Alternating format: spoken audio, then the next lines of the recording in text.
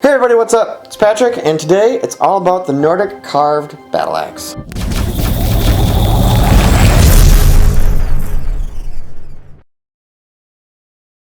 And for all of you keeping score at home, here's a list of everything I use to make this project.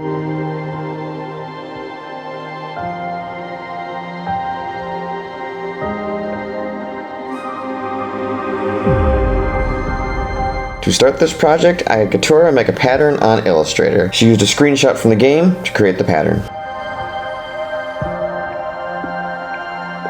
Construction part of the project began with the handle. I used a PVC pipe, I heated it up and bent it into shape, because if you look at the battle axe, it's got a very curved handle. So you heat your PVC pipe up and it makes a nice little curved handle for an axe. If you don't have kitchen hands, I would suggest wearing gloves for this part.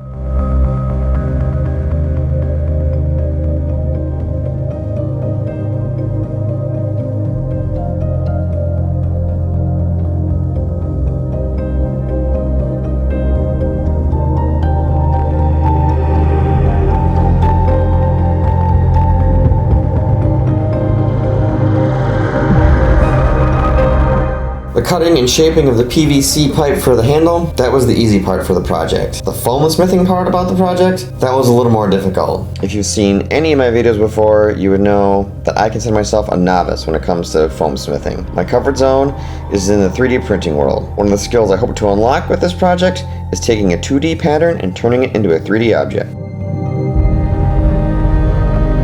There was a lot of trial and error. I cut a lot of things out multiple times. There was a lot of figuring, a lot of mental math. With a little liquid encouragement, I was able to get through this project.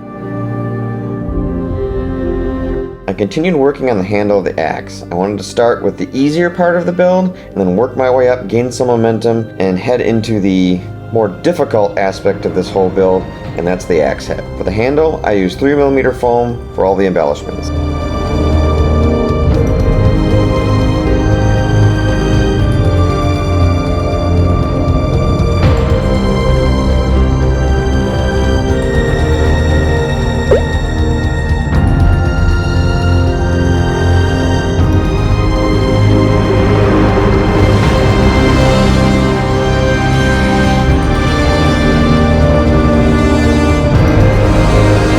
Foam details on the blade and the entire axe head itself were both done separately. I thought the best way to approach the axe head is to cut it into 4 pieces and then sandwich them around the handle later. I figured it was a lot easier to cut, sand, shape the axe head without it being mounted on the handle first.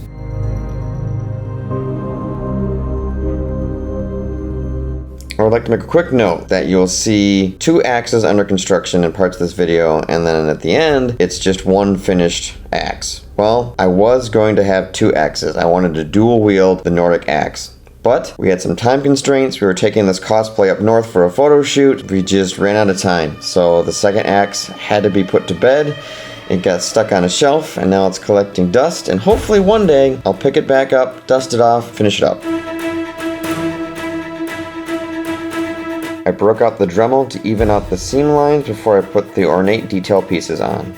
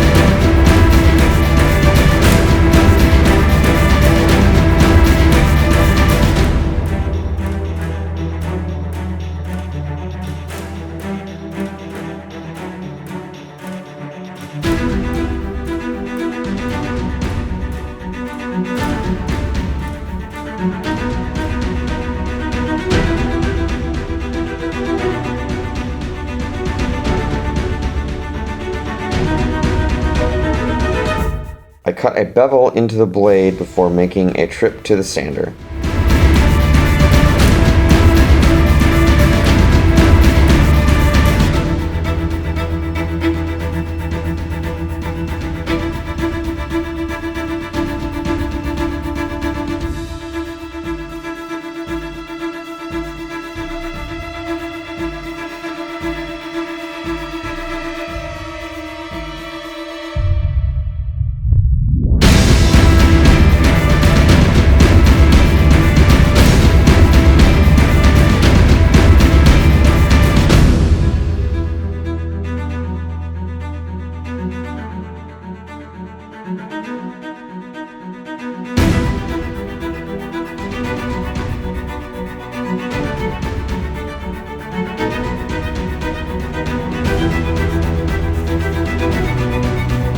Now for the moment of truth. It's time to make that sandwich. I used contact cement to glue all the pieces together and sandwich it around the handle.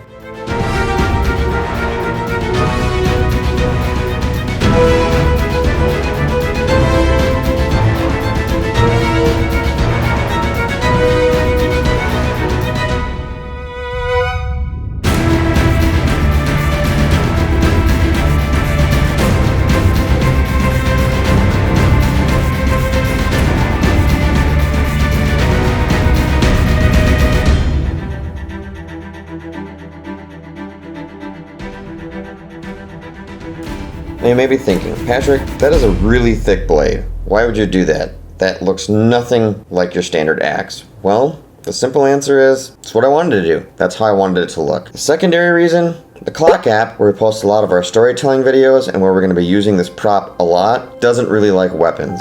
So I kind of had to exaggerate it, make it look not so weapon-like. So that's why I made it a little thicker than your standard axe.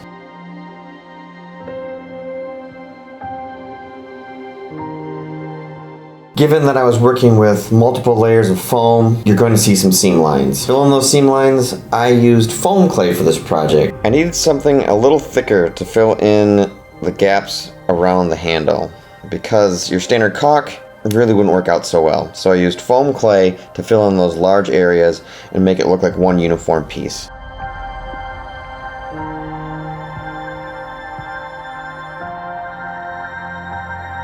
While the foam clay was drying on the axe head, it was time to finish up the pommel. I started with 6mm foam for the basic shape and laid down a pretty good foundation, and then I went over with some more foam clay to help round it out and give it the shape I wanted.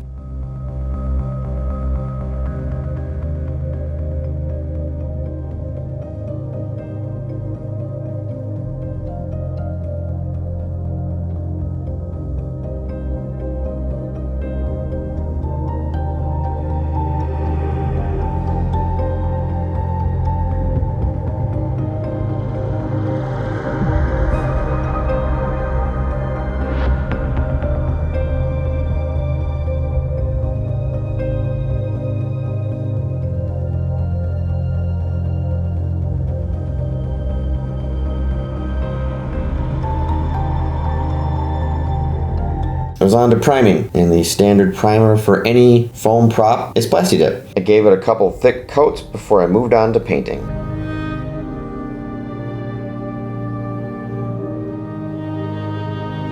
On to painting, and my color of choice is Rust-Oleum's Dark Steel. I then went through on the cutting edges of the axe head and used Golden's Iridescent Silver and pulled out the highlights on things like the cutting edges, all the exposed raised edges, things like that.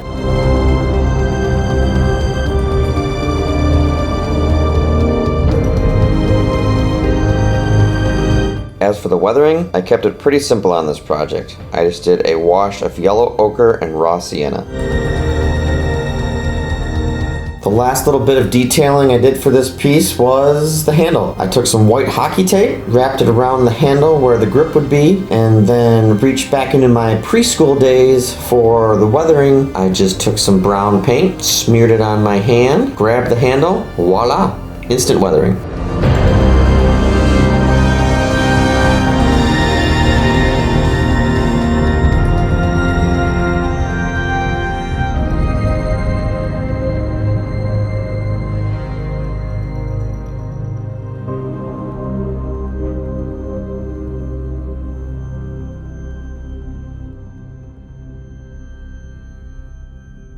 And that brings yet another Skyrim prop to a close. I'm super happy with how this turned out. I'd almost like to see how this looks with the costume.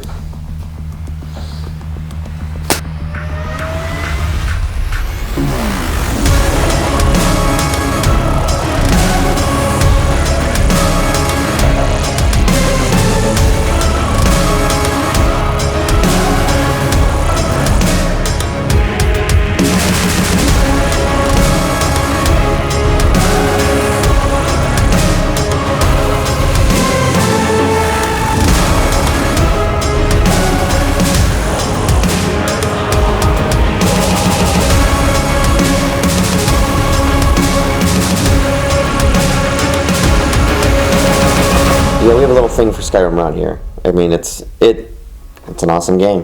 What can I say? I love how this project turned out. It was another one of those projects that pushed me out of my comfort zone, helped me grow, helped me learn, and at the end of the day, I think that's the best thing to take away from a project is when you've learned something and you made yourself better. With all that stuff said, here's that part of the video where I have to say, like, subscribe, hit the bell, let us know how we're doing, leave us a lot of love in the comments. See you guys next time.